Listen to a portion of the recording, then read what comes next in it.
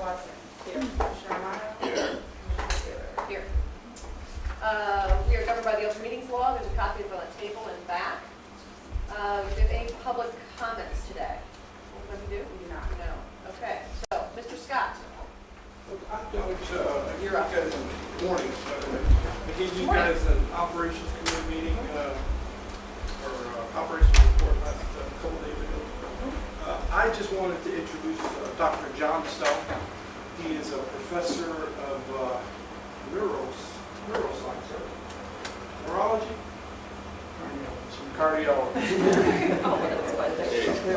He's a pretty smart guy. From Creighton, I would like him to say a few words for 30 seconds, and then I'll sit down and you guys have any questions on the pilot project, which is in your board packet. Answer them. So back to that. Morning. I also have a PhD in philosophy. I work in health ethics stuff now. And I come as the executive director of our Center for Promoting Health and Health Equality, which is a community academic collaboration to address health inequalities. I think we have a copy of our proposal. Basically,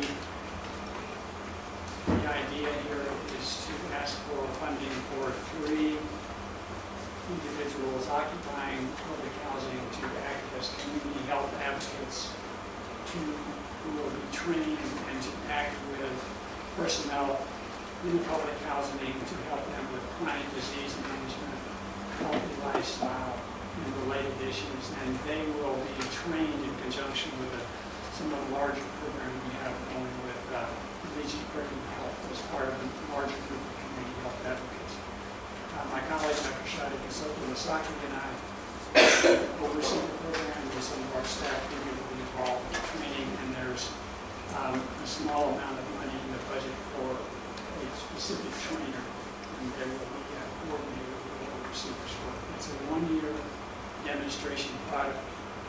If it's successful, then we will come back with some additional proposals.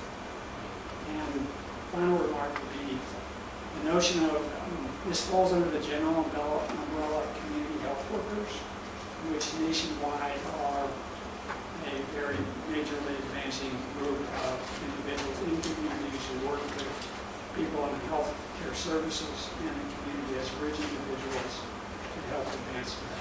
It might have been 30 seconds. Yes, I think everybody has a copy of the proposal. Questions?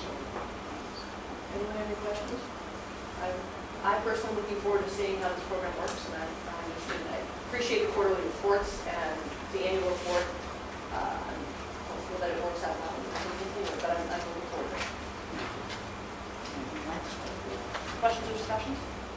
Okay. Thank you. Mr. Scott, anything else? No, I don't. One item of note. We'd like in this next with the consent agenda, we'd like to take off the write-off. I'll take care of that. That's all I have for The next item we have on the agenda is the approval of the consent agenda. As Mr. Scott just suggested, I'm going to request that we remove item 5. Items 2 and 4. 2 and 4.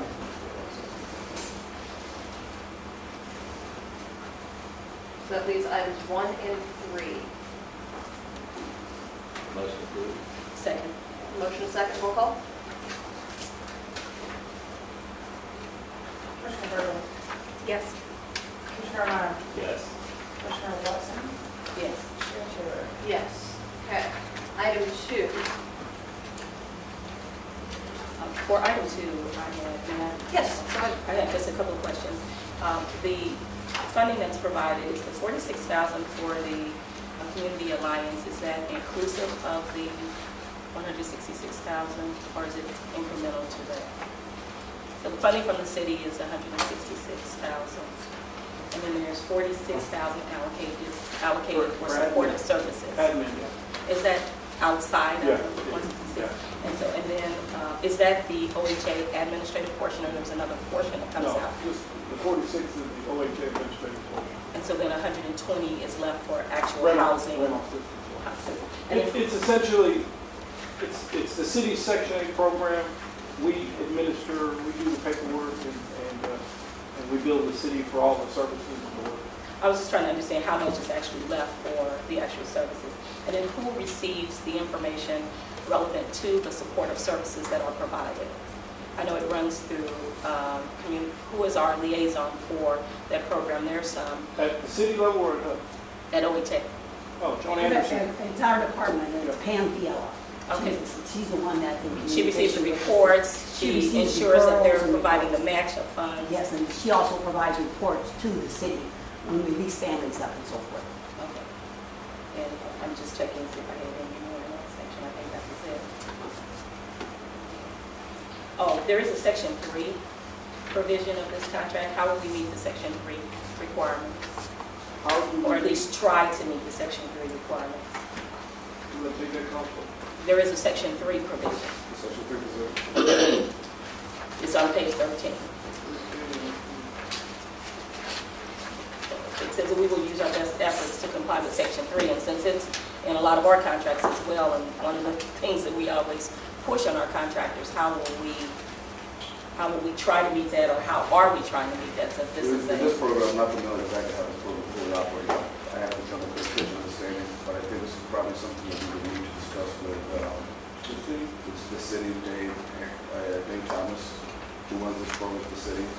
I don't know if that's going to be our obligation, or that is an obligation of the city. So It's that's, ours. so, I mean, that's probably something we can talk about Dave about, to figure out how we can get that done. essentially, it, Or how it's been done in the past. We've How had, we've done it. I mean, we've had this for a while. We've so- had it for a while, and it's interesting that you bring that up. HUD audits this contract. This has never been appointed, so I don't know if somehow we managed to satisfy them. I think And because since of- we use our best efforts, so I'm just, if we're using our best efforts to engage someone to participate in this in some way, maybe through Jones' department, overseeing or something like that, but I just want to point out that we do have that obligation. And we're, Dave Thomas, we're talking about that. just so we're all clear, we only receive $46,000 a year to run this program for the city. That's not enough, as Joan and our finance staff will say.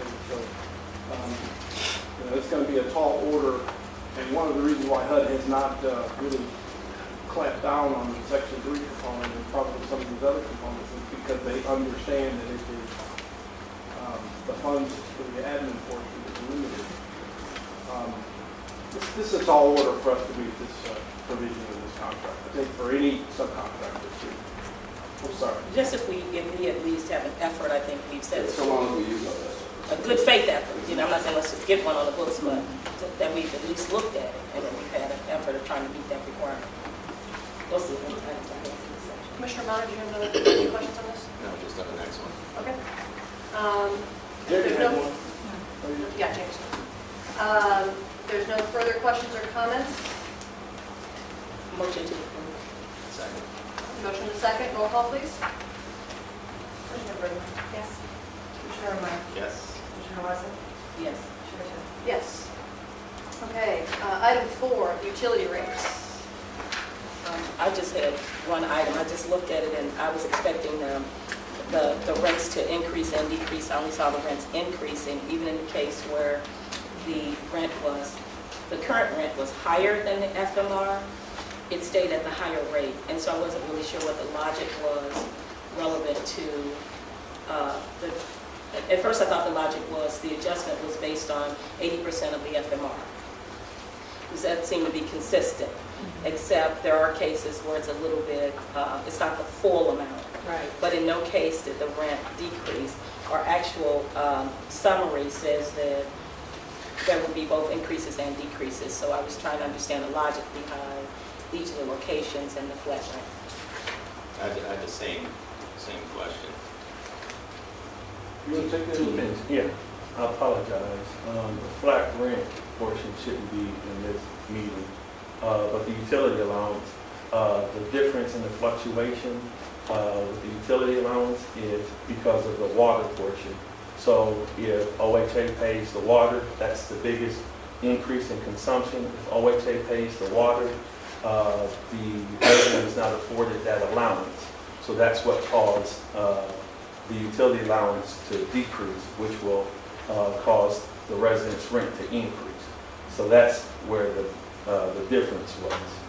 So if we pay the water, they don't get that allowance, and that was the biggest cause for the increase. On what you're talking about on the FMRs, the properties that pay their own utilities, then when you're calculating the 80% of the FMR, you subtract the utility allowance from that, and that's what lowers it then underneath the 80% of the FMR. This is really getting into the weeds, folks. This is interesting. Well, you know, Well, it's a presentation saying that we're approving allowances, and what I saw for the residents was an increase in all cases. When I saw Timber Creek, and some of the increases are substantial. Yeah. Yes. Some of them are $200, $100. Yes. That's a lot for someone receiving assistance. Just And for a little background, this is this is a mandate from HUD. This isn't OHA. This isn't coming from the housing authority. Every housing authority, and the range has to be 10% either decrease or increase. Right, and there's a percentage, when families come off of their 3-year cycle on the flat rents, it cannot increase more than 35% each year. So they're not going to get a large increase at one So time. these would be for new families coming on. Well, it'll be, right, that it'll start with the new families, once you approve the flat rates next month. We do have a public hearing in November regarding the flat rates here. We've given our residents the notices and asked for public comments from them. Did but you we receive haven't. any comments? Yes, we did. So that'll be included next month. But the utility allowances is we have to have the new utility allowances into effect this year because it ties into the flat rents. We can't do the new flat rent amounts without having our utility allowances. So what you're saying is that the existing residents, and let's just take the first one, Towers and Family Development, 7-bedroom, it's going up almost, well, it's going up $300. So for existing residents, they're not assuming that huge jump. Okay. Yes. Because that's my concern, is how could they afford that? Right. Our concern is to, They're not assuming that, but is that over time? yes. It will be They phased in will, over time. they will be phased Over in. every year, when you, that Right. 35%. Eventually gonna get there, Yeah, but it's not gonna be but like not in next 1 year. year. It's gonna be phased over time. Might take 3 years. Just so we're all clear, and I'm gonna say this for the record, folks, HUD is trying to get out of the public housing game. And with the rental assistance demonstration program and the move towards more Section 8 related subsidies, this is their way. So we went through sequestration last year. Our public housing subsidy from HUD decreased a substantial portion. So the real smart folks in Washington at the Office of Management and Budget have said, okay, let's revisit the amounts the tenant pays the housing authority, not just OHA, everywhere. This is causing some real hiccups and headaches for a lot of different agencies, as well as this community. So the backdrop is, we have to comply with mandates from HUD, and this is something that's causing some headaches for a lot of us, really. And that pertains to the utility rates that are increasing, as well as the increase in flat rents. HUD's just telling tenants, you got to pay more, and we're going to pay less. That's what's happening, if you guys can On the utility allowances, the residents whose rents will be increasing because the utility allowances decreased, or what Terrence mentioned, that the properties where we pay the water and sewer. Our 4-bedroom scattered site houses, their rents will be increasing a little bit, but other than that, it's our multifamily properties that pay the utilities. Also, I might be stating the obvious, but it doesn't affect all residents, it's just those whose 30% income increased at 80% at the moment. Okay. Anyone else, any other questions on this? Okay, motion. Motion to approve. Motion and second. Roll call. Who is the second? Jane. Commissioner Ryan? Commissioner Moore? Yes. Commissioner Rogers? Zoning Commissioner Watson? Yes. Chair Taylor? Yes. Thank you. Next item is item 5.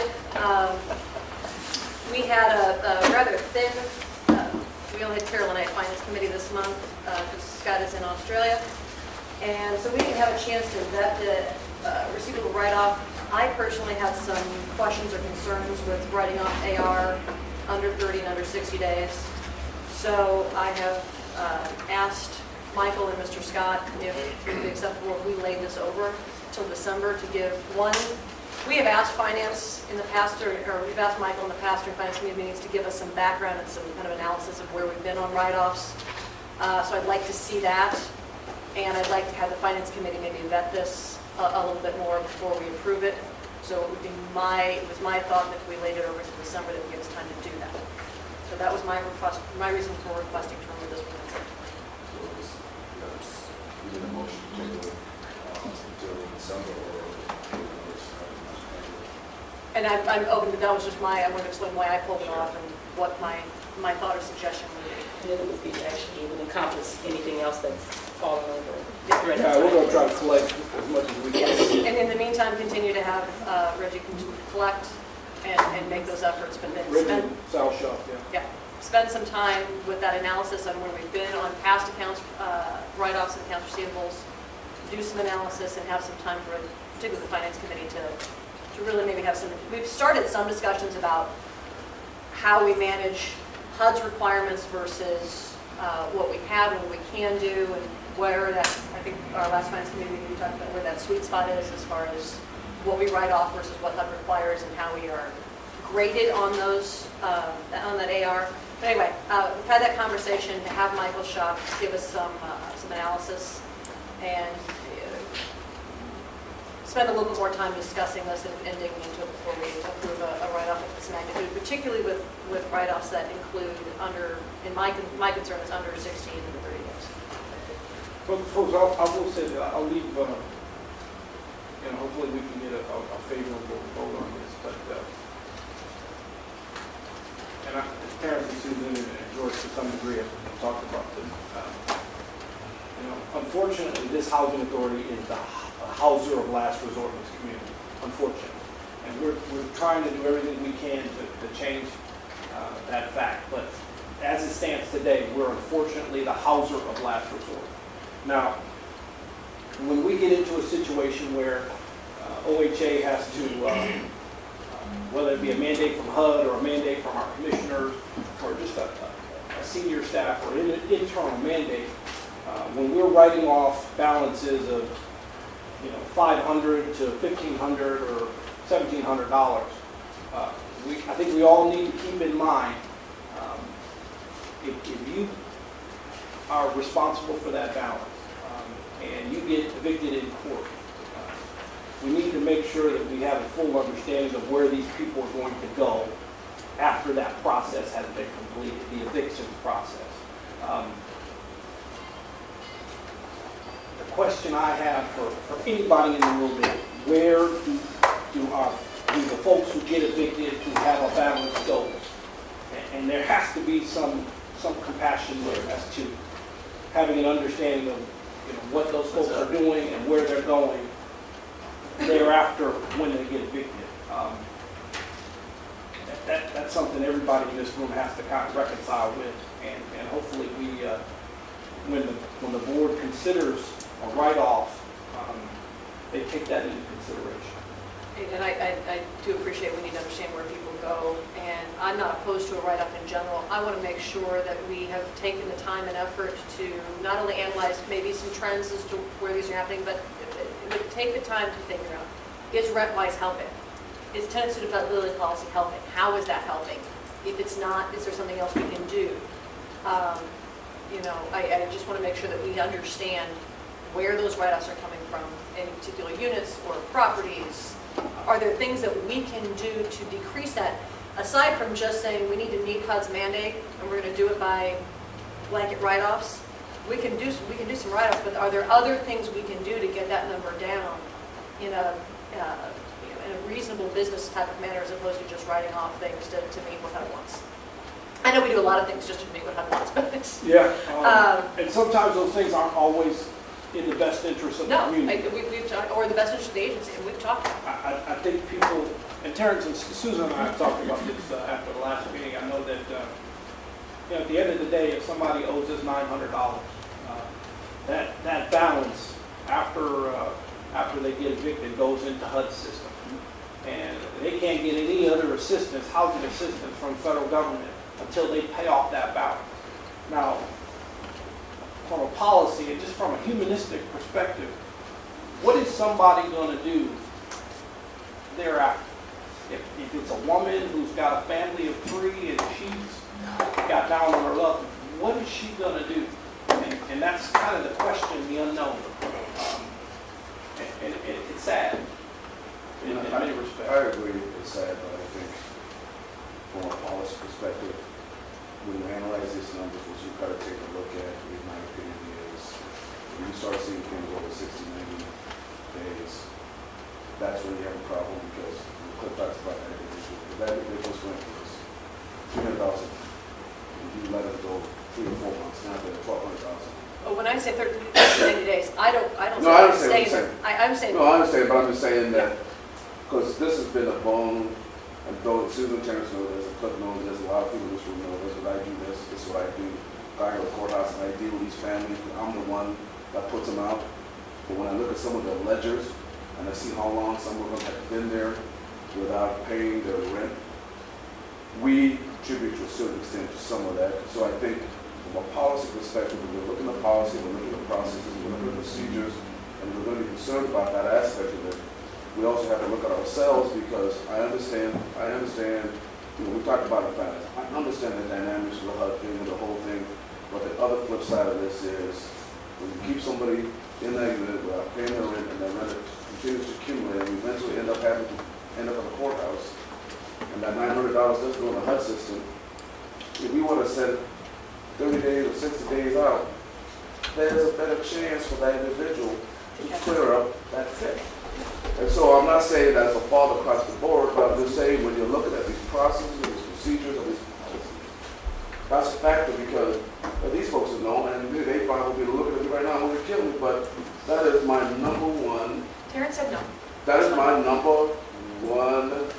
That's the bit that I get angry when somebody's happening, and I have to apologize because if I see somebody who's been in the unit for so long, now they're sitting in front of me crying because they can't come up with $1,500. If I look at the ledger, I'm thinking, okay, well, you haven't paid rent for 8 months. What do you want me to do?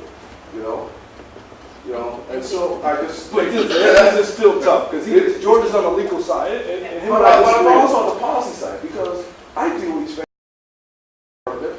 I have to deal with on the legal side, but I also have to deal with these families on the human side because I know We become complicit in causing the problem. we become complicit in causing the problem. Go ahead. Jamie?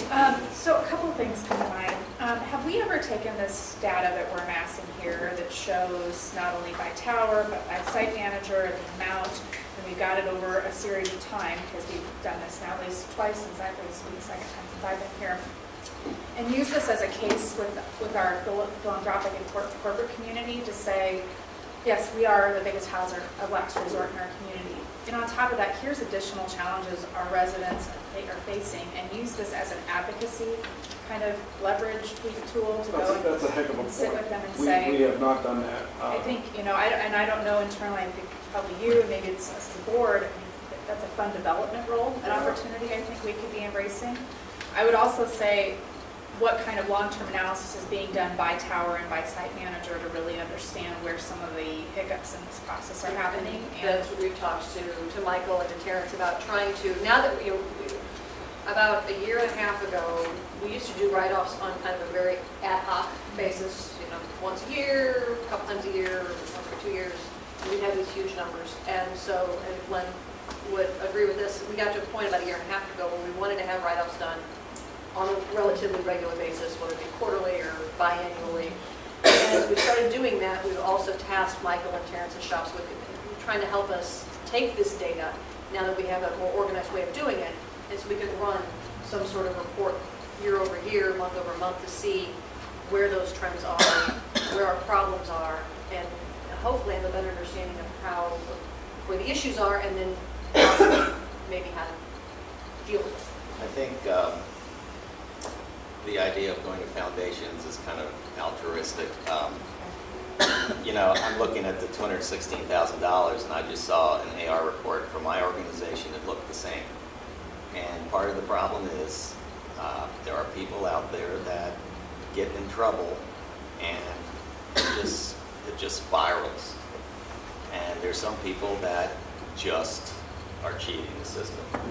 It's a combination of both. And you're never going to fix the people that cheat the system. No, and we're still serving, like OHA, you know, we've got a large group of people that we're still serving, and the number's getting close to $200,000 of receivables. So So you talking membership or housing? I'm talking about childcare. Oh, wow. So, you know, I think part of it is being proactive early. And I think that's George's. That first 30 days, you know, history repeats itself, folks. And if we don't, and this is what I tell my own staff, history repeats itself. If you don't get it under control the first time, it's going to spiral. And the excuses continue, and the same excuses every month happen. So I think life is a pain right now, but these things happen, and it's all about systems. And there's a balance, but I think, you know, trying to, and I know Terrence desperately wants to say something. I think getting people early is beneficial, and there is a balance between understanding that people need some assistance or effort or time, and also realizing that we still have to keep lights on, and we still have to keep maintenance, and we still, even though whatever amounts that they are paying or have not paid, cumulatively has a detrimental effect on our agency too. So our ability to help other people. This has always been a pet peeve for me, ever since I've been on the board. My question has and always will be, why do we wait so long to get things going with residents? If they can't pay the first month rent, how can they pay the second and third month rent? But George explained it to me, there's a process, and that's what keeps your rent going up, and away. That process needs to be changed. That's what's wrong with the system. We wait too long to start the process of getting people to pay their rent. And if you can't pay the first month, you definitely can't pay the second month, third month, it just gets higher and higher. So somewhere along the way, the process needs to be changed. And that's what needs to be changed, because it takes too long. And if you can't pay the first month, you definitely can't pay the second month. So it's all about the process. So what can we do about that? And you've always explained it to me. It can't happen until we do this, we do that. But until you do this and that, the rent is going higher and higher. Then here we come with the write-offs. And that's taking money away. So that's been a problem ever since I've been on the board. I never could understand that. It takes too long. Chairman, can I add to what Commissioner Jimmy talked about as far as going to foundation? When we actually go out trying to collect some of these rent, we do have some agencies and foundations lined up to help some. But the problem is, most of your agencies and foundation don't want to pay the entire amount. They want to make sure the resident can pay something. And the problem is, if they can pay some of that portion and they can retain that unit, most of your church will not help. And one thing that George said, well, when we get to the list as far as people who have, we don't even go after people who owe over $1,000 because of waste of time. They can't come up with, so we go after those who owe the Smaller 300. amounts. And I think smaller the point amount. is, we've got to make sure that we don't let people get to that Right. thousand. That's the biggest issue, is just making sure they don't get to that point, so we have a larger group we can collect from, and people have a better shot at rectifying or remedying their problem and staying in their unit. So as I look at this, we have people who can't pay. We have contractors who do business with us who have a Section 3 requirement. And so where you have people who can't pay because they don't have a source of income, how effectively are we mandating our contractors to provide opportunities under that program that could afford some of these individuals to learn a skill, work, and pay the rent? I think we do, we're pretty aggressive with Section 3 now, and under the federal laws, you know, we can't force them to hire our residents, but we can give them more points if they do. As a general rule, it's a Douglas County-wide income-based initiative, Section 3, but I think part of the issue of Commissioner Watson is, you gotta remember is, the income is based, your rent is based on your income. If you have no income, you're paying $50 a month generally. If you have X amount, so it's just a chance, sometimes it's just a matter of maybe a lens that you get yourself into a jam or an emergency situation occurs, but sometimes you just got a bad habit, you like to gamble. And so, you know, because it's not like our situation where your rent is based on what you can pay as a general rule. And so I think that factor, that shouldn't, it's a factor, but we take that out of the table. Section 3 is a completely different issue. Because as I indicated, I think it's important that we promote our residents. I think we do. We try to promote our contractors to hire residents. But this other issue is when the rent is based on your income. If you lose your job, you go in, you get a change of form, and your rent decreases accordingly. And so I just think it goes back to put in place a process and procedure so we don't allow people to get into this situation where it's running down the hill at this point.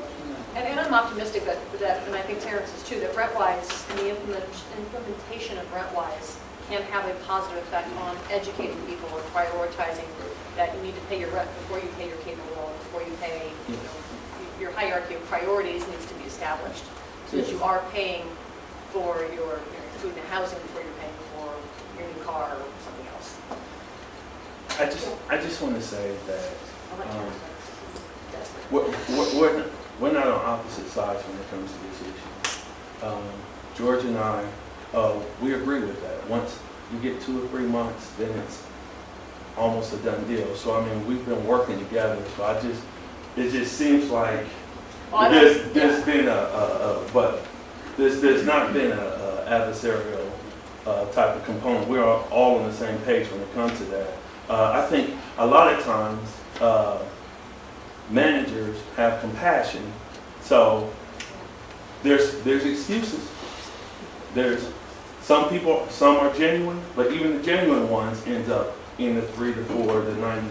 So there are some things that we need to put in place, but we're flexible.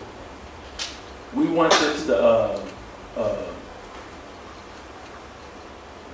to be better like everyone else. So I just want to just make it clear that we're all on the same page with this, that we do understand that after you get 90 days in, and it's a disservice to the resident, and it's counterproductive when you allow them to tell you, well, I had to do this, this, and this. So I think it's just probably maybe some additional education of your site managers to say, you know, I understand that you have compassion, that people have, that things happen. Absolutely. But also appreciate that you're actually doing them a disservice when you let them continue to make excuses. And not because it's just the excuse, it's that you're allowing them to dig themselves into a deeper hole.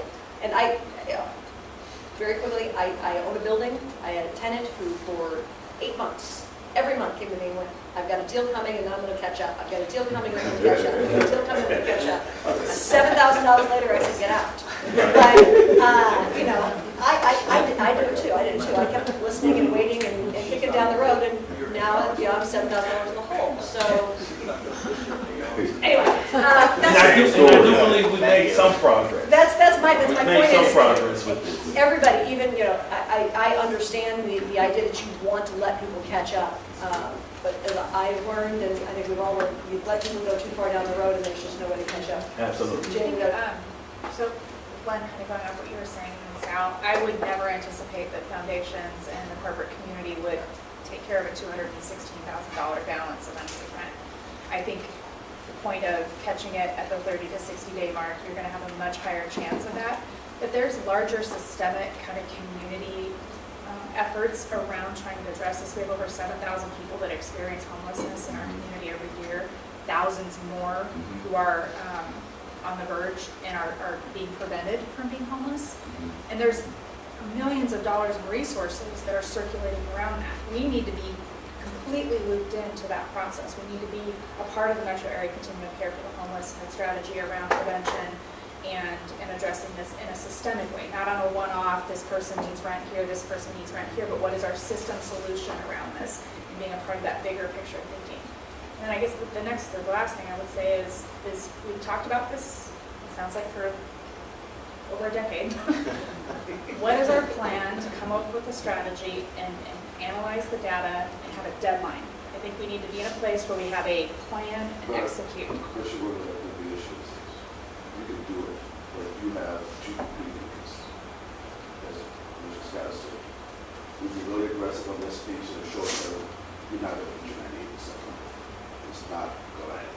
And I think that's just an honest conversation that we need to have as an agency and as a board, as a community, and that, HUD has given us this number of 98% as this gold standard. But if you actually do what you're supposed to do as a property manager, You won't make it. you're not going to get it. You're not going. So do we agree to give up those points and try to find Exactly. something So I else? think the question is, when you set your goals and you set your initiatives and you set your strategies, is that a realistic goal, or are you setting it for your people to, for the most part, I hate to say it, to be a little more compassionate, because once you're a victim, that's a vacancy. And that's an agency, that's a number that drives a lot of things that happen at this agency. But it's more than a vacancy though. It's, and Nicole and I talked about this just a couple days ago. I mean, when you're down on your luck, you're prone to do anything. And that's anybody in this room. And is this more of a drain on our social service system throughout the county?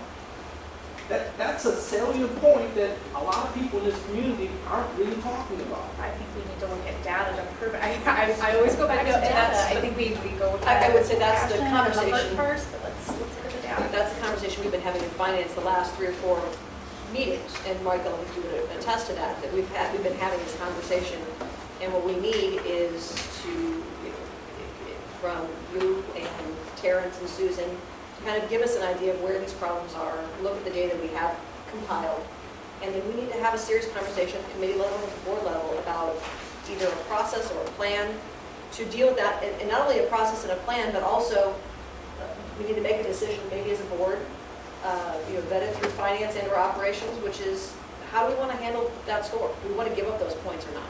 If we give up those points, where can we make them up?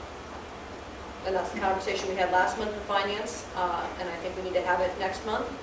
And what I think I'd probably suggest on this is that if we table this for either to December or January, and when this issue here comes back, that's the trigger for us to have some data, some analysis, and a plan. I guess one question I would have is what can we do as an organization to help educate? There's a lot of financial education programs out there. Do we get a grant from a foundation to implement that system-wide? But, if we don't do anything differently, nothing will change. So what can we do to play a role as an organization to help educate through financial education programs, giving them incentives to attend the financial education programs? Yes. Because, in some cases, it's about, education. And that's where I think I'm interested. We've had our tenant suitability policy in place for about a year, so we're in a place where we should have some understanding, at least subjectively, qualitatively, on whether or not that's having an effect. And I know Terrence is a big proponent of rent-wise, and we've just gotten to the point, we talked about this in finance or operations this week, but now we have all 9 of our zone managers are qualified to teach that program. And that is something that is new to us that we can actually roll out, and the rent-wise program actually addresses a lot of that, financial payments and priorities. And so I'd like to see, even over the next couple of months, maybe how that program and the implementation of that program throughout the agency maybe has an effect on some of these issues. Absolutely. And, you know, if it's, we go and get a grant to have a more extensive rent-wise program or something like that, that I think is something that would make a lot of sense. Also looking into additional programs. Education is, you know, you can't have too much of it. Maybe there's other types of rent-wise type that may be focused specifically on a specific issue that we have. Like rent-wise cover a multitude of things, but maybe there's other agencies that will talk specifically about how important it is to pay your rent, because ultimately we are a landlord, you know, and families are being affected when they don't pay their rent in a negative way. And it's not just the head of household, we're talking kids. And maybe we don't need rent collectors, but counselors instead. And Yes. then, you know, we get a grant to hire financial counselors so that when someone's overextended, that it's more of a counseling. So I think that would make a great grant opportunity. I think that's actually a really interesting idea. Yes. You treat that maybe the way we treat like Charles Drew, where you have somebody who is in residence once a week that you can meet with and discuss. And towards the program. Yeah. As you go to school. So a counselor. Guidance counselor. I would just caution that any funding we try to seek, but again, there's data that backs up whether or not it's effective, and whether it's stuff that we've been able to internally collect because we've been implementing it, or we're looking externally at best practices or models that have existed in other communities or exist in our own community but not within OHA, that we're looking to see, is implementing that program effective? I think education is critical, but if it's, you can educate people till they're blue in the face and there's still bad decisions being made, or there's just no resources, because that's the story, all the education in the world is going to make a difference. And so I think we need to look really critically at what the data tells us. I know I'm supposed to go back to that before we go off and spend time and resources trying to implement a new I'll take program. the lead on that data collection. Karen, Susan and I will, Put a deadline. I'll personally take the lead. And a quick point on the finance side, we can gather historical information on the numbers, how much we've written off. And we've got put together the process and how it works operationally. But by the time it gets to finance, it's a mechanical process. No, but that's, having that data from finance, we take that and we sit down with Terrence and Susan and go, okay, here's the data from Michael's shop is showing us we've got big problems at Southside, we've got big problems at, Park North and South, we've got problems here. So these But I are the think places we need to By concentrate. the time you get to Michael's, it's too late. You need to get there, you as a board or as a staff. I'm only talking historical Oh, data collection. the data shows I'm talking where to historical start. data collection. Michael gives me 2 years of write-offs and where our Oh, I problems see what are. you're saying. And then I can look at that, sit down with Terrence and Susan and go, okay, here's the data that Michael gives me, because as you just said, he can do that for the last 2 years. We've got the historical data. Give us the whole historical data over time. Sit down with Terrence and Susan and go, here's our problem, so let's talk about how we deal with these issues. Absolutely. I'll send you guys an email over the next day or so on parameters of that data, and then we can kind of work together to get the relevant committees that information. So the point of Jamie's with the deadline, I'm going to make the suggestion, and I'll entertain a motion, that we tie this, just because it's coming from this resolution to do, that we table this, and that be our deadline for having this conversation. Okay. And this data. So I would entertain December, January, however long the board thinks we want to give to get something done. I would entertain a motion. Can I ask, how long do they think it would take? December, if you don't mind, we'll get you some numbers in November, and then we'll discuss, and then thereafter we'll That gives continue us to try to collect. two board meetings and 2 committee meetings to have some, so that makes sense. Motion to approve. You can motion to table this until December. December 5th. So, I have a motion, a second, to table this item until the December meeting. And I have a roll call. Commissioner Winfrey? yes. Commissioner Bergman? Yes. Commissioner Romano? Yes. Commissioner Watson? Yes. And Chair Taylor? Yes. All right. I appreciate everyone's thoughts and comments on that, and I think staff can see that it's something that we're all very interested in, and if we work together to come up with a way to improve this, great. Moving along. Really lose my hour and a half meeting time streak here in a minute.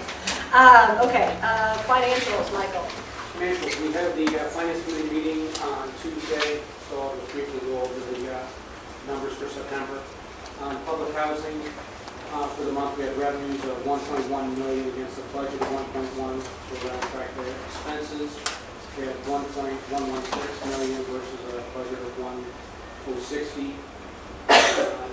We had a net loss of $56,000 versus a budget of positive $52,000, so we're $108,000 over for the month, due in large part to maintenance expenses.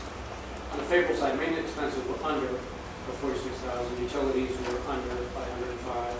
We had net transfers out of $45,000, so that goes to the bad. On the unfavorable side, we had administrative expenses over budget by $139,000, mostly management bookkeeping fees, and resident service expenses over, and protective services expenses over. Those expenses were mostly related to frontline service fees in both cases. The frontline service fees are fees that the programs are charged for administrative oversight. So there's charges to the programmatic side, and it's an income on the COC side. So you see the expenses in public housing in Section 8, and you'll see the reversal of that in the income side on the COC side. On the Section 8, for the month, we had revenues of $2.3 million against the budget of $2.4. Expenses of $2.4 against budget of $2.4. We had a loss for the month of $58,000. Favorable, we're under on expenses for HAP expenditures, but on the unfavorable side, we're under on grant monies and subsidies from HUD to the extent of $600,000 year to date, and under on city programs and admin fee revenue to the tune of $233,000. On Section 8 admin, we had revenues of $181,000 against a budget of $177,000. Expenses of $220,000 against a budget of $189,000. For year-to-date unfavorable to $132,000. In this case, for Section 8 admin, the HUD grants and subsidies were over budget year-to-date by $256,000. But on the unfavorable side, admin expenses are over budget by $130,000, and mostly that's bookkeeping and management fees. Again, these are fees that are charged to the programs for the administrative oversight that's done by COCC. So then when you get to COCC, we had revenues of $396,000 against a budget of $326,000. Expenses of $312,000 against a budget of $296,000. For a net income of $84,000 against a budget of $30,000. So we're to the good on the COC side, which in large part is those fees that are charged to the programs. And then briefly for Ohio, for the month, we have revenue of $112,000 against a budget of $118,000. Expenses of $126,000 against a budget of $151,000. For net income for the month of $31,000. But year to date, we are under by $66,000, in large part due to lesser tenant revenues on the Highway 56 side.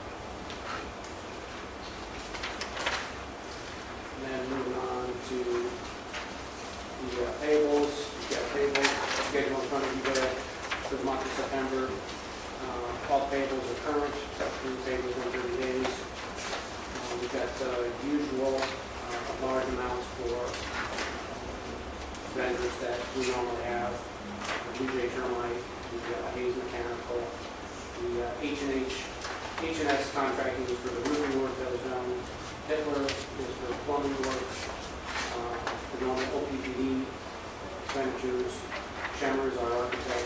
Spencer Management is construction. And as you can see, the payables are being paid time. I saw that huge amount out there for Mr. Scott. He's not causing the rest to get paid, is he? No. Maybe he's not paying his mortgage. We'll talk. All right, well, since we're on camera, there is not a huge amount for Mr. Scott. I didn't see that check. Let me just correct it, because you never let people goes, no, now he's going to be hunting me down and go, where's my check? Oh, yeah, okay. That was one of those ones that needed dual signature. Any questions or comments or discussion on financials from Michael? Not, we'll move on to asset management. Terrence and Susan. Good morning, Madam Chair. Good morning, Commissioners. You have before you our report. Happy to say property management maintained 98%. We had 14 properties at 100% and 4 at 98% or more. Also, an impressive number, we had plus 21 in the column of rented units versus vacant units. And I just want to bring a special attention. We don't talk about recertifications a lot, but we had 0 late research as far as HUD is concerned for last month. And so I just think that's a great accomplishment for the staff to achieve that. It's very tough to do, and this was the first time we made that achievement. So Just for a little point of clarification, folks, they have to come, excuse me. People have to come every year to recertify.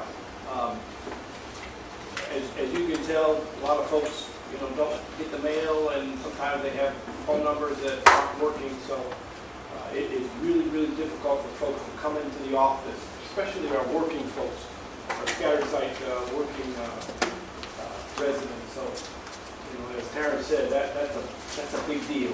Internally, it's a big deal, not so much at the board level, but for us to be able to do that is pretty impressive. It doesn't really happen. The 99.74%. I had to say something. It is. It really is. The staff has worked very hard. I don't know. Those of you who were around 3 years ago, I think we have 200 late. So to get to 0, we're very proud of our staff.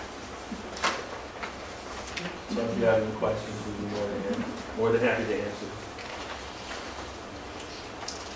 Thank you, Terrence and Susan. Anyone have any questions for Terrence and Susan? All right, we'll move on to Section 8. Good morning, Commissioners. You have my monthly report before you. If you have any questions, I'd be glad to answer those. Just want to let you know that we're continuing to take applications for our Section 8 waiting list. We did work last Saturday, and we took 150 applications, added those families to our waiting list. Of course, they have to go through the criminal background check to be to stay on the waiting list. So, and then we are servicing families. We have a briefing scheduled for tomorrow, and also we have a briefing that we're going to schedule for November the 7th. We need some of those families in to receive vouchers.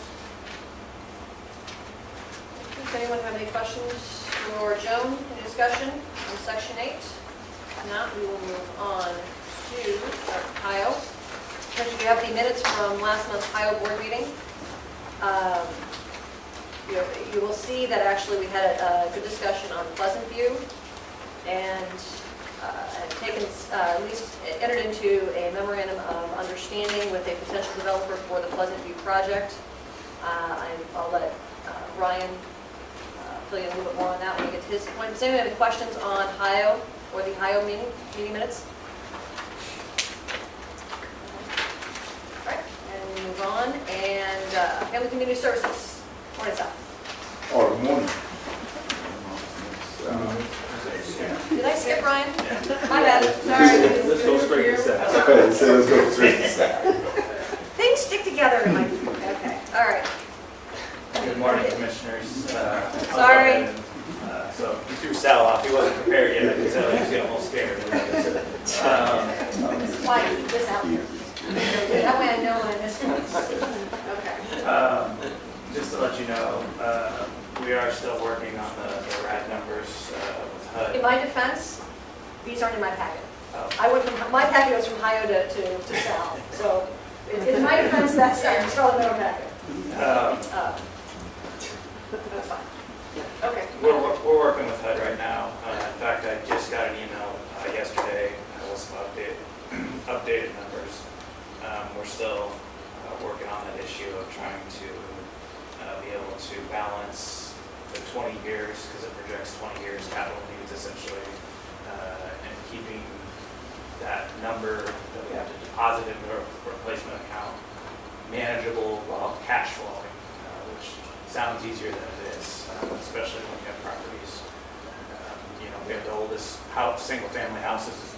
It'd be much easier if you went into just like a tower and you knew exactly what you're getting into per unit, but we're dealing with so many different houses and so many different ages, useful lives of things that it makes it very, very challenging to that. But HUD is definitely on our side on this, and they're definitely being an advocate. I've been communicating back and forth with Washington, D.C. And trying to get this put together. So bear with me for a little bit longer, but I definitely will be spending some more time. In fact, I'll probably call it this afternoon and go through some of the numbers again, because it really is a numbers game at this point.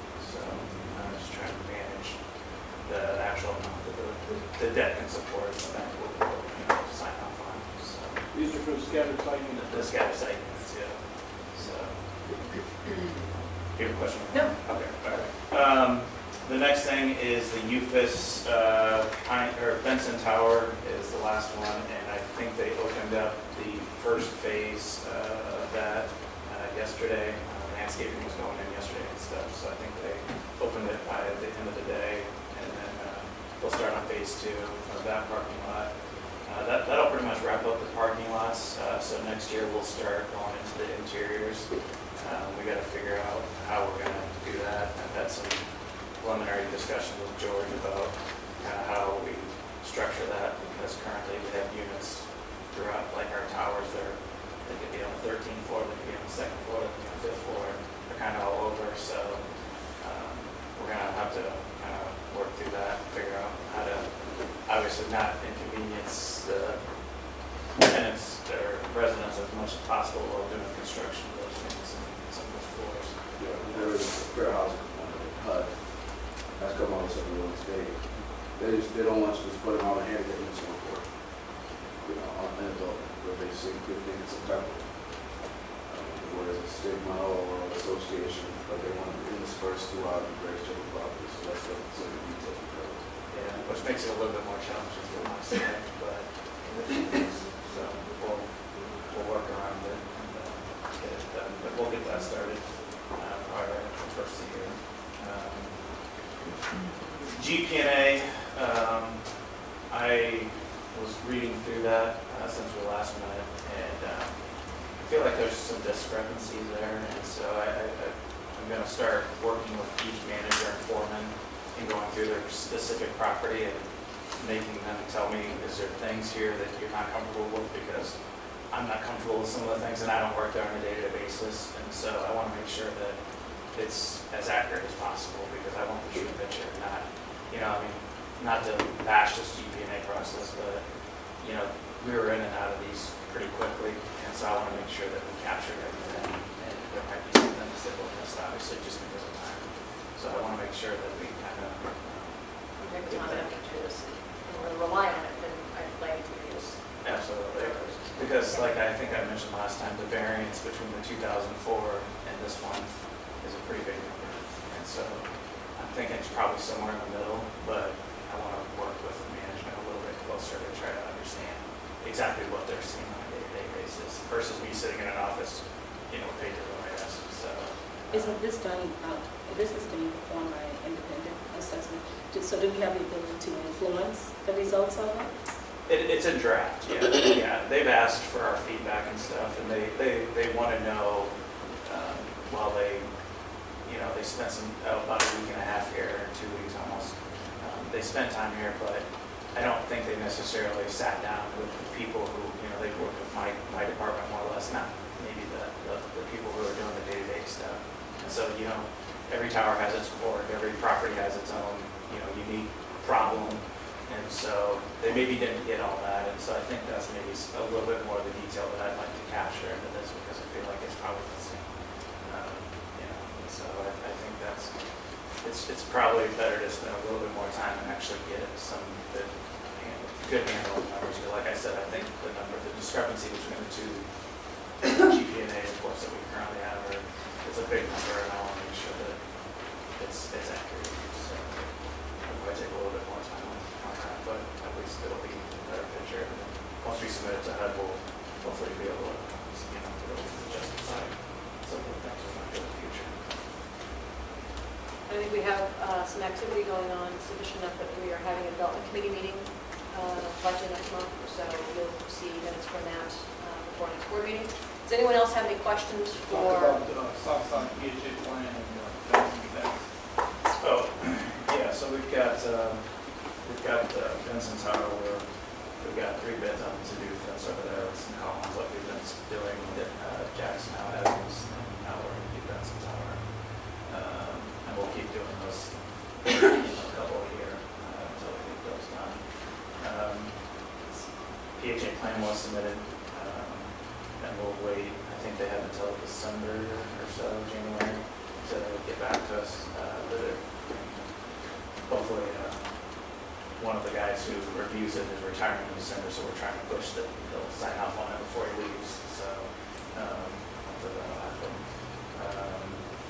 And then housing in Omaha was the other. We're gonna have an exciting deal kind of in the works with a group out of Missouri actually, but they specialize in veterans housing, so it can be a pretty neat opportunity. And that's the current concept for the 2 acres that we're having donated back from City Back North. So we would, this would be the project we would do on those 2 acres. Originally, we talked about doing senior housing, but 75 North, their developer are already doing senior housing, so I think it's counterproductive for us to put another senior housing right there across the street. They talked to us 2 or 3 months ago, and we had that discussion. We think we have a good project here. There's a need. There's clearly a need for veterans housing, so. We're excited. So we're kind of in the initial stages of talking to planning. Initially, we had discussions with the developers, you saw in the higher notes. So we'll have a development committee meeting next month, and we'll keep the board posted on how we move forward with that. And the Southside demolition was included in the PHA plan, so essentially once HUD approves the PHA plan process, we should have the final GP&A. Thereafter, we go to HUD Chicago to put in the demolition application. Obviously, we have public hearings and any feedback from the community as we're doing ongoing. And hopefully, we make the case to HUD that property needs to be written. And then we move forward with demolition. I don't have a timeline, but I need to keep you guys abreast of once HUD approves that PHA plan, we're going to move pretty quick. Yeah.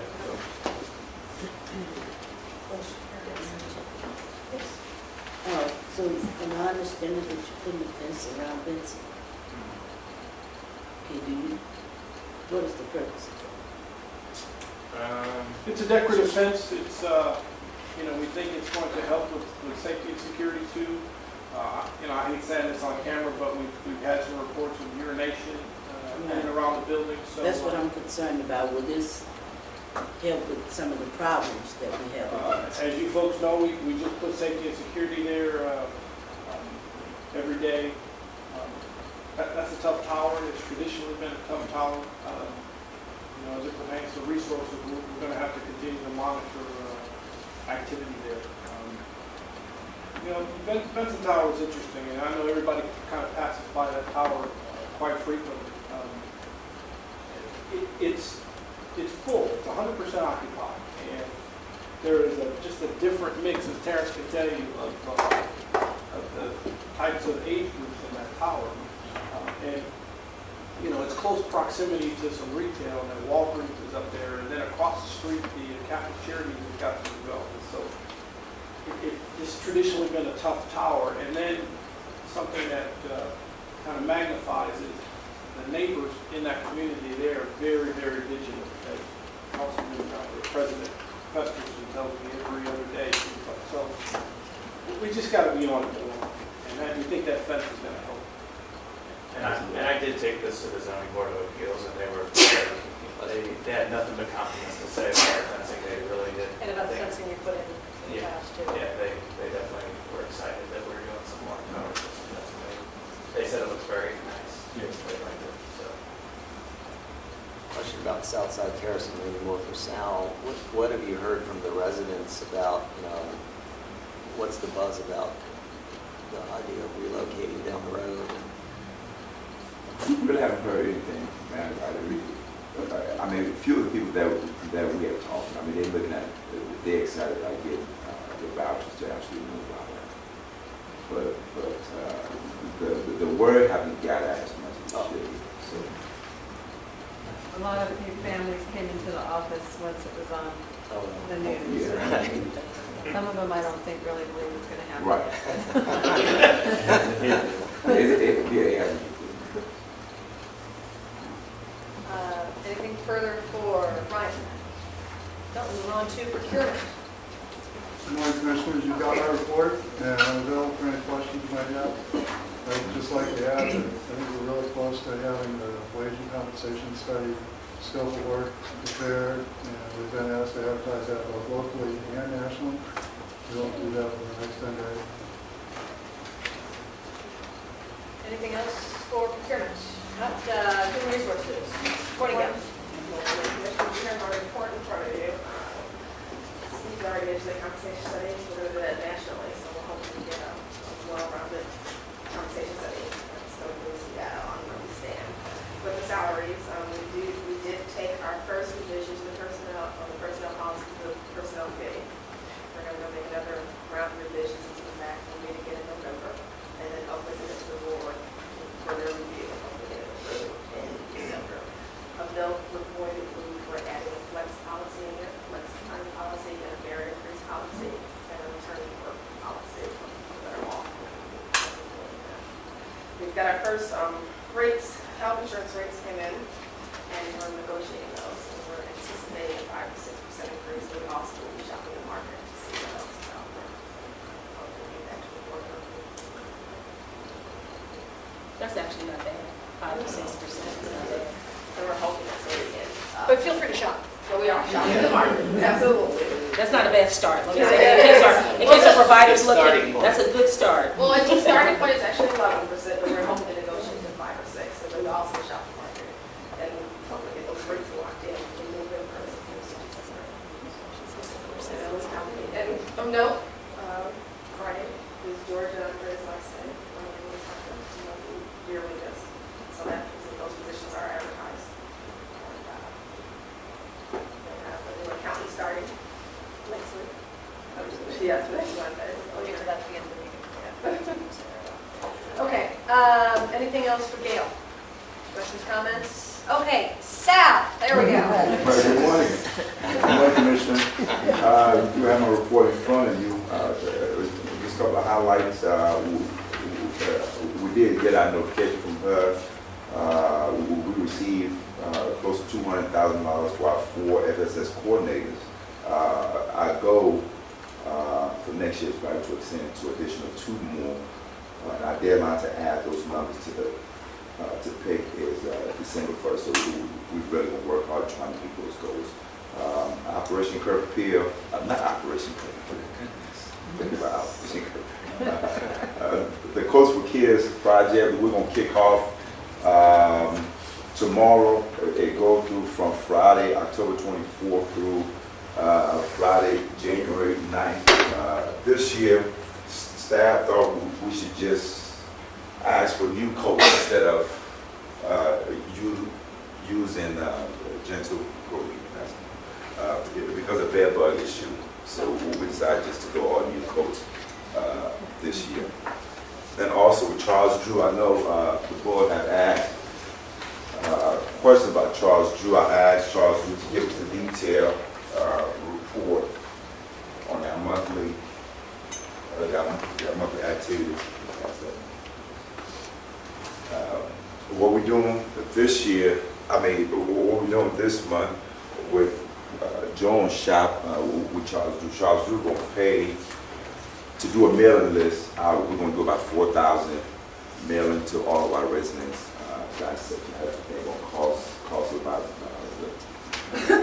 $2,300, and they'll pay for it. And what we do is just add some information that we want to get out to our residents also. So that's about it. Any other questions or comments for Sal? on Public Safety. Good morning. Good morning, Commissioners. You have my report before you. If you have any questions, I'd be happy to answer them. As you're aware, we have increased security patrols out at Benson Tower, and we're looking at a couple other towers in the very near future. We're already seeing some results from that, I believe. Got a little bit of feedback from a couple of residents there that are happy to see us back out there. You have any questions that you have for me? I just noticed it seemed like the incident reports have declined like dramatically compared to this time last year over the last at least 2 months. Yet I know we've also heard that there's a significant amount of concern around a couple of towers. I've heard about the part north and south, but that doesn't seem to match up with the data. So is it the type of incident Sometimes that's the challenge? Or what? It's a number of things. Last year we had more officers at all the locations, so we hear about more of the incidents and they get documented. It's sometimes residents don't report what happens, so it doesn't match up with the crime numbers. We do still look at the crime mapping data. We look at the reports that we get monthly from CAD data and go through that and add those in. But it's just a number of things if they get reported to us or not. A lot of it's just perception too. Unfortunately. Well, I'd go back to like talking about communications and promoting OHA. I mean, this is good information to be getting out to the public that actually our incidents are decreasing compared to this time last year. This is huge, especially when you see the amount of crime in the news and the perception around that. So this is good. Thank you. Any other questions or comments for Chris? We'll move on to Mr. Chill's last report to us. Give the dance if you don't mind. There you go. I know you got your hour and a half, and I'll try to get you out in your hour and a half. Well, first of all, I'd like to congratulate you on, by the skin of your teeth before you leave, getting a certain taste off your off your point. That was a lot of work. I have litigated a lot of different things in my life, and I have to give that individual credit. I don't know if it's tenacity or there's another word I want to use. Probably another word I want to use. I'm not going to use it. But that was a learning experience for everybody. I think everybody that was involved. But I think in the end, it sent a very strong message that we're going to do what's right, we're going to fight for what's right at the end of the day, and we were vindicated that we did what was right. My litigation report stands before you. You've got what I would say is, as far as when I walk out here, there'll be one piece of major litigation left. That's case number 2. At some point, I would have discussed that with Mr. Scott and the chair and figure out how we want to proceed on that case. But otherwise, I think, as the presidents always say, the state of litigation is good. The state of litigation is good. The state of litigation is good. You have the rest of the report before you. I will take any questions you may have regarding that report. Just one question. Yes. On item 2, we recently put some actions going a different route as opposed to what we did in that case. Does that present any problems for us? No, it doesn't. I mean, it's a messy case in that there's a whole lot of different things in front of the suit plaintiff, but what we've done here recently does not affect it. Does not have any impact. It's just going to be one of those, it's not going to be a 5-year case like the other one, but it's going to be a tedious case just when parsing out, the different pieces. So the judge ultimately understands this is this piece, this is this piece, this is this piece. And I think once that's done, OHA should come out favorably on that case. We're also outside the term of the contract for the litigator, so Correct. they would not have had any rights to that work. Okay. Anyway, I mean, if we'd done this during Within the that year, term. they might have had some argument that they have no rights to anything that we do now. So they're outside the term of the contract. This was a one-year contract. So I think we're, it's going to be, I'm not going to lie, it's going to be messy. But I think ultimately we'll just have to figure out how we want to ultimately resolve that. So, any other questions? Any questions for Mr. Chiola? What I would love to say is make a little closing statement. I am a lawyer. We cannot leave without making statements. So, I could not leave this group without saying something to this group because this has been an important aspect of my life over the last 10 years. And as some of you are aware, I spent most of my formative years under the direction of the Jesuit Order of the Catholic Church. And the Jesuit Order of the Catholic Church, besides providing me an excellent educational foundation, drilled one thing into me, and I kind of drank the Kool-Aid, is that your life is not lived to serve you, it's lived to serve others. And you live life in service of others, and with that kind of being your mission in life, then it's going to be life for well lived. I've not always lived up to that mantra. I have my failings, I'm human, just like all of us. But today, as I begin a new chapter in my life, I want to thank those that have allowed me to be of service to them. First and foremost, the residents. I've learned a lot. I've learned a lot from the residents. And you'd be surprised how my life has been changed with some of the interactions that I've had with residents. Some of them, not some. But the majority of them have been very, very positive. And some of the human potential I've seen in some of our residents has been astounding. And it's been an unbelievable experience for me to serve those individuals and those folks in the community that do not know our residents and shortchange them and don't give them the benefit of the doubt. They don't have the full picture. When you work with these residents and you get the full picture, you understand how beautiful human beings they are and they can be, and how wonderful and warm they can be to you as a human being, regardless of how poor they are, regardless of what they have. They always allow them to treat me with respect, they treat me with dignity, and even sometimes in situations where I was the guy that was delivering the bad news to them. And those things I always remember, and one of the things I would always hope that as I service to them, that maybe one of their lives in some way is different for having had interaction with me and me having been in this position, that somebody's life along the way will be a little different, because I know mine is going to be, because of some of the work that I did with residents. Second that I have served is the boards. I've served multiple boards at this agency, and I've seen the good, I've seen the bad, I've seen the ugly. I could probably write a book on what not to do as a board member and sell it, some of the things I've seen. But what I have to say about this current board, this is probably the most professional board that this agency has had since I've been here. And what I ask of you is you continue to demand excellence of these individuals here. As they continue to serve the residents that we serve, because I think you guys set the standard. And if you continue to demand excellence from Mr. Scott, and you continue to demand excellence from the rest of the staff,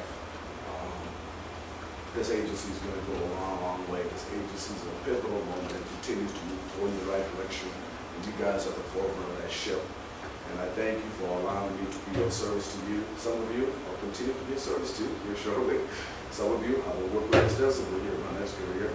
Commissioner Kirk, I want to work with you extensively as I move forward. And one of the things that I continue to ask and for, we think about the monitoring of this agency. I know we all get tied up in our day-to-day issues, but we think about the monitoring of this agency a little more. The third group of people that I've had the privilege to serve is our executive directors. I've served with three. And I have to thank all three of them because they've all made an impact in my life. The first one is Brad Asher. Brad opened the door to this world to me. Brad's intellect is unbelievable, but the power of intellect is only matched by the breadth of his compassion. I have never met a more passionate human being in my life. And I know he's running for Congress, so don't take that as a campaign slogan. Okay. But an honest statement from the hat is that that is a wonderful, wonderful human being. The second one is Stan Tim. Stan, regardless of the mistakes that he may have made and which we're all aware of, I know that he made those mistakes because he thought he was doing the best thing for his people. Stan loved his people. He cared about his people. And that's the one thing that I would take away from Stan is when you lead, you care about the people that serve you. And he was a servant leader. In that, if you're familiar with the term servant leader, he served us as opposed to us serving him. And I think I always take that away from him. And those that want to judge Stan feel free, but I always go back to a line statement. One of my favorite biblical statements is that let he was without sin cast the first stone. So when it comes to staying, I want everybody to remember that. The third one is Cliff Scott. This is the third executive director that I have worked for. Cliff and I, this team, and the board have accomplished some great things this agency. And you know, the one thing I will say about Cliff and to Cliff is, Cliff, your potential for greatness is unlimited. But your destiny lies in your hands.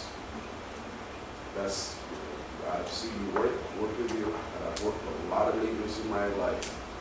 But I will tell you, your potential for greatness is unlimited. You accomplish a lot of great things here, but you also have the potential to accomplish a lot more. Friday, I will walk out here as your employee, but I want you to remember that I will be your friend. And if you want me to be your counselor, as I walk out that door, I will continue to be your counselor. Because I think that you have unlimited potential. And I think that your destiny lies in your hands. So that's what I would say about that. Last but not least is my fellow employees. My colleagues with senior staff. I start with the old guard, as I will call you. Chris, Joe, Susan, Terry, Sal, Greg, Steve, Gail. We've been through some shit. I want to be blunt. We have been through some battles.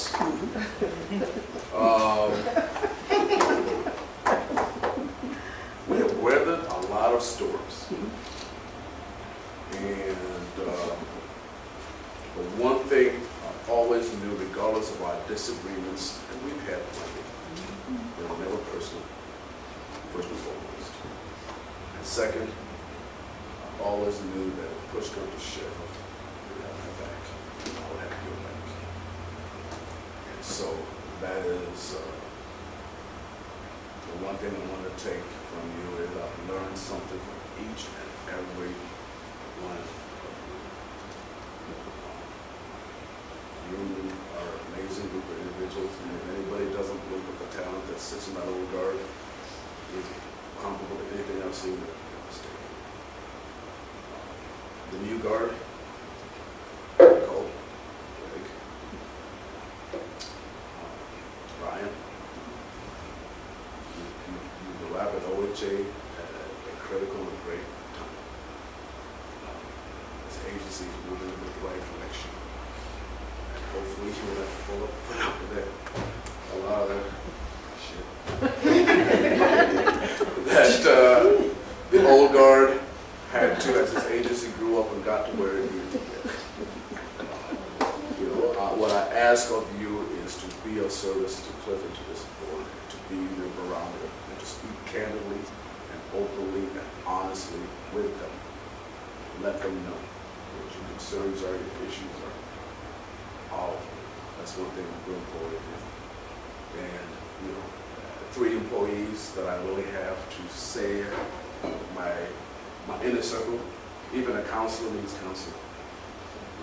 Gail, Andrea, we'll take it with that way. And Reggie.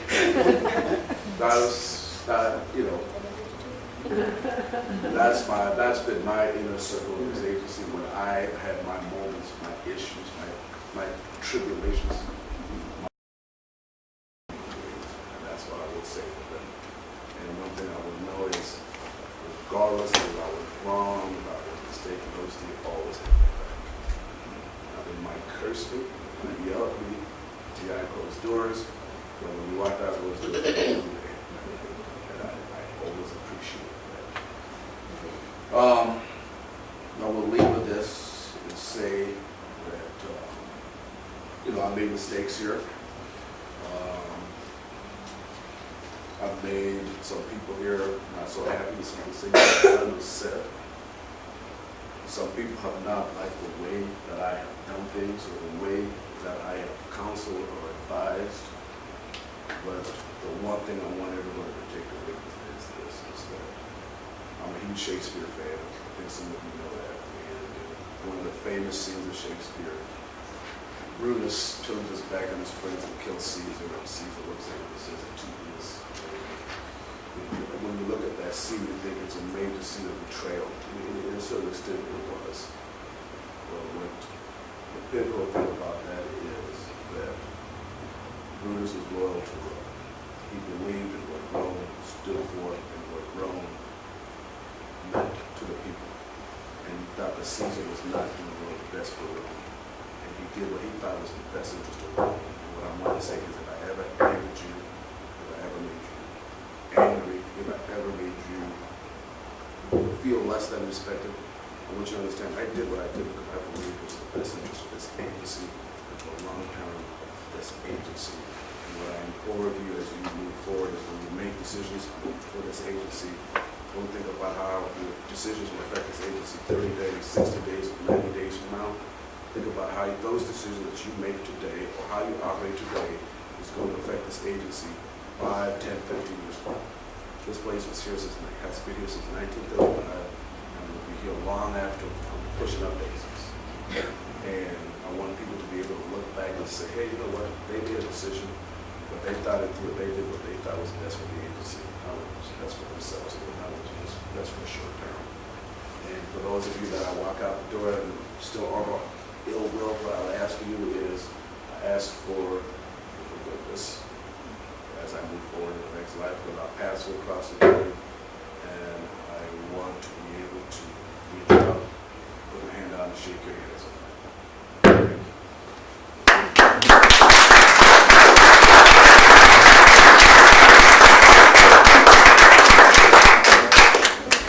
Madam Chair.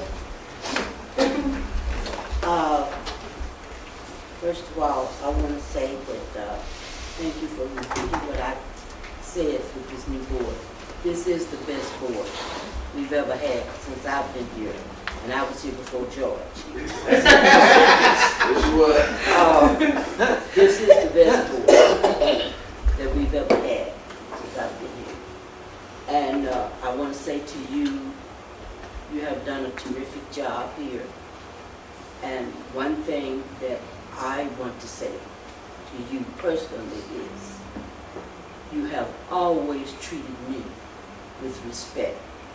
When you give your report, your eyes go from the greatest commissioner to the resident commissioner. You never made me feel small. That's very important. And as you go forward, remember, even the smallest person needs respect. If they respect you, first of all, you have to give respect if you want respect. I've always tried to do that, and you've given that back to me, and I thank you for it. You've always turned your eyes to me when you gave your reports, and that means a lot. You never kept your eyes over here where all the good people is. And then you made me feel small by not looking at me at all. You know what I'm saying? I can't put it like George put it, the way I can put it. But you did that for me, and I want to thank you because it meant a lot. And when you came on board, yes, we all made mistakes, but I'm one that forgives. And you prove that you were worthy of that forgiveness. And you cleaned up your act. And you're a better person for that. And that's why you're moving on. Because you have grown to be a better person. God bless you in your new endeavors. Godspeed. That's self-employed.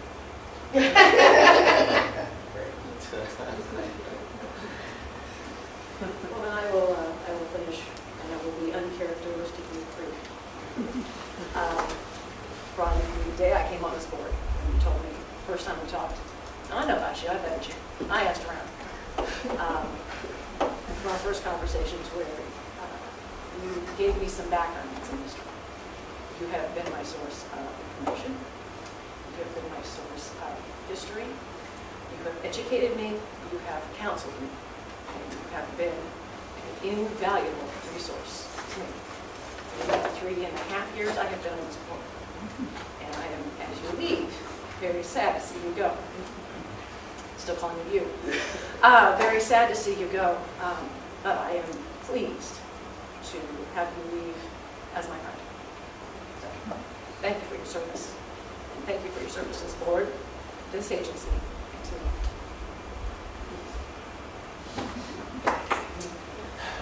If there's nothing further, oh, do we have, do you have a request? Do you? Oh, we need discussion.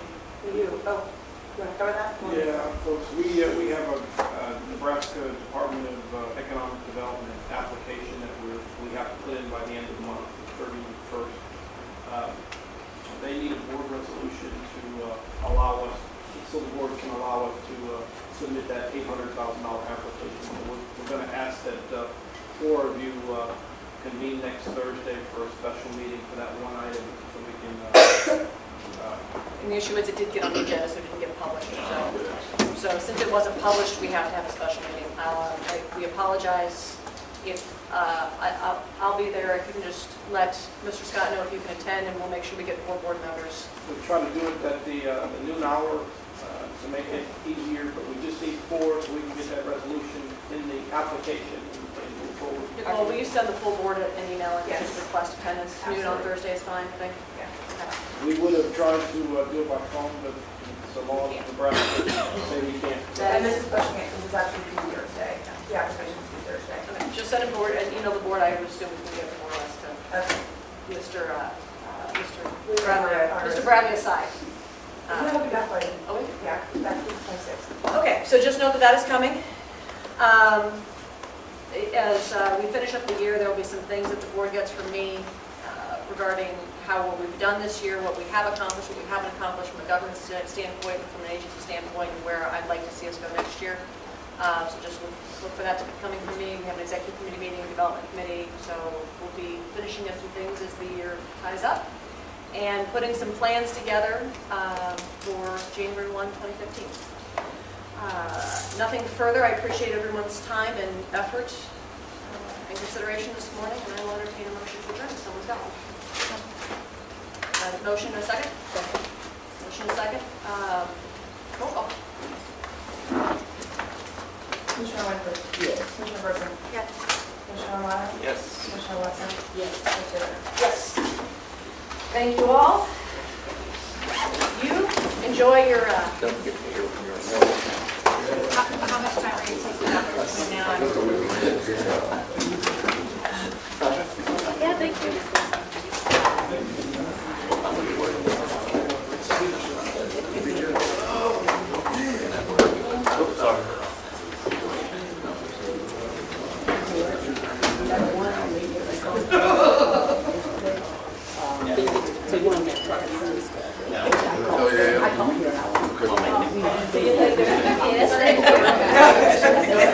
Thank you very much. You'll be on the other side. I wanted to give you my two, but they're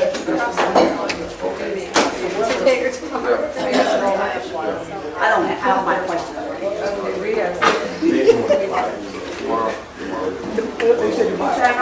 you sure you want to have to